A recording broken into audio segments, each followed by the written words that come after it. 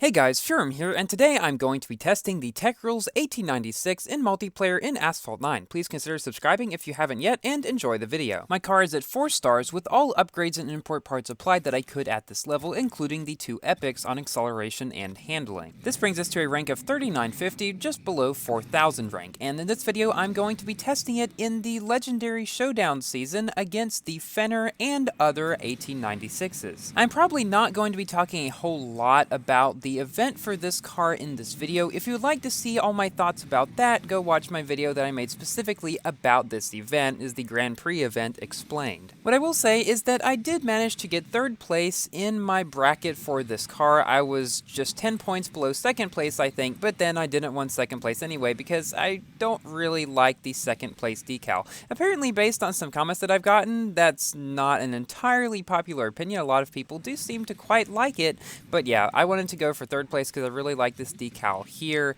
And I knew I wasn't going to get 1st place because there was one guy in my bracket who would just consistently get a better time than me. He had a 5-star car, and I did not really feel like spending as many tokens on it as he did. I think I spent probably 11,000 tokens or so on packs for this car to 4-star it. I did get a jackpot in the second to last pack that I bought, so that helped me quite a bit, thankfully. Then I saw that it needed 65 blueprints to 5-star, which would have cost me an average of 8,000 something tokens, and I thought, nah, I think I can probably win with 4-star, let's just do that, and I was able to, so it worked out pretty nicely for me. In this video are 7 races that I played in this season against mostly Fenyrs actually. So what I said in my previous video about the AT96 being generally better for this season and the Fenyrs not doing very well, that was only true for like the first dozen races or so that I did, which was all I had done before I recorded my previous multiplayer video. After I got up into the higher bits above like 1150 to 1200 range, the Fenyrs started getting really good because they were driven by really skilled players at that point, and the Fenyrs is just a better car than the AT96, there's no doubt about that, and even for multiplayer. It's 35 miles per hour faster than the AT96 at max, and about 38 miles per hour faster than my AT96, which can go 232. And I found that the 4-star AT96 doesn't actually have a really amazing acceleration, it's only about the same as some of the Fenyrs that I'm seeing. The 6-star Fenyrs with all epics on acceleration start up about as fast as this car at 4 stars, so I wasn't able to get ahead in the beginning, and the Fenyrs Nitro is also as good as this car's, and so really the only place that I was able to pull ahead of the Fenyrs was around turns, because you guys probably know the Fenyrs, for all of its strengths, does not have the greatest drifting radius, nor the greatest drifting speed, and so that is where this car is better than it. And so when you get tracks such as this one, for example, Mountain Poles, which are more top speed oriented, you're going to have more of trouble. This race, however, was a very close and intense one between me and another Legions United member. I was a little bit surprised that I was able to get ahead in the beginning like this, and I'm not sure what happened back there, but when you're doing multiplayer against a car that's better than you on a track that he's better on, you kind of got to take any advantage you can get, and so that's what I was going to try to do and see if I could beat this Fenyrs on one of the more top speed oriented tracks of the game. Now around these corners here is where I was able to keep more speed than him, but he was able to catch up very closely behind me around these turns, and I thought that through this cave he was really going to knock me down or something, but he didn't, and I was able to go up there, keep some more airspeed than he did because he went down low, and continue to stay ahead of him. Then he bumped me, somehow didn't knock me down again, and then passed me, and I was still in shockwave when going up that ramp, and then I finally landed not too far behind him, but, you know, I can't really catch up to him since he has much better speed than me, and so he just pulled away by a bit more up until we got to the finish line. This was one of the most fun races I had in this season. Even though I didn't win it, it was a pretty cool one, and there were a couple times when I felt like I would have gotten knocked down, but I didn't, so that was nice. Now on to our first of the Osaka races against another AT96. He is in a 5-star car, and this is also a really close one. So a lot of people have been wondering, where exactly does the AT96 fit into the overall scheme of Class A?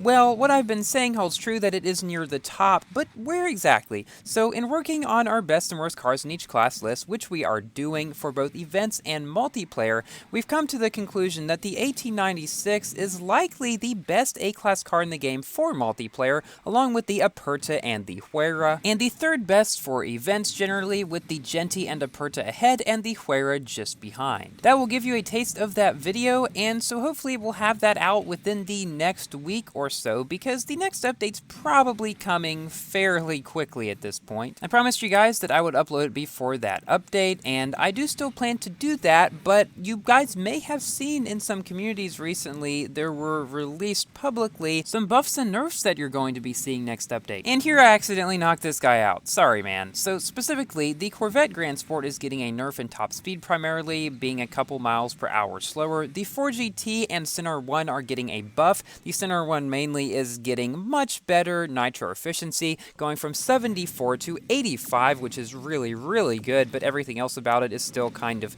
like the acceleration and the handling are still not very good, so probably still going to feel like a fairly sluggish car to drive. And the 4GT is getting small buffs in both acceleration and nitro efficiency, making it more or less equal to the CN with a bit lower top speed, but a bit better acceleration. Now, although I plan to release that video before the update drops, I am going to build those buffs and nerfs into the video the best that I can so it won't be instantly out of date. You know, that's kind of what happened last time when the DS E-Tense was buffed right after I made the best and worst cars in each class list video right before that update came out, and it was kind of annoying. So I'm going to try to not let that happen here, and I think we can conjecture about where they're going to go now based on just how much they're being buffed or nerfed and how other cars with close to the same stats that they are going to be at are placed in the classes, and I think we can get it pretty close. Again, these lists aren't going to be 100% accurate for all people. It's just to give a general basic idea for most people what you should be using in events and multiplayer generally speaking. And we are thinking about putting an asterisk next to those cars that are kings of some track in their classes, because sometimes there is a car that is lower down on the list that is not overall better than the ones above it,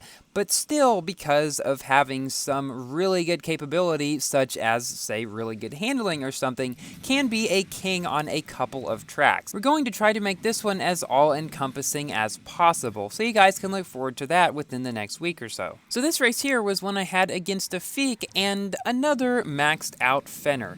I guess in this one, I kind of want to show you why there's a pretty big difference between the Fenyrs that I saw at the beginning and near the end of the season. Because when they're driven by a really skilled driver like a Feek, they pretty much blow away all the AT96s. But when they're not, see, they're not as easy to drive as the AT96, so the AT96 can still pick up wins against them, which is what I was doing earlier in the video. I have finally received some information about the next Asphalt 9 update that I am not yet allowed to share, unfortunately, but you bet that when I can, I will. So we come up to the end of this race, quite a bit behind a Feek and his 6-star Fenner, but quite a bit ahead of the other 6-star Fenner. Interesting how there's so much of a difference between them. And considering that our Feek was quite a bit ahead of us in rating, we still go up one. Hooray! So this final race gives me a good opportunity to give you my general review about this car.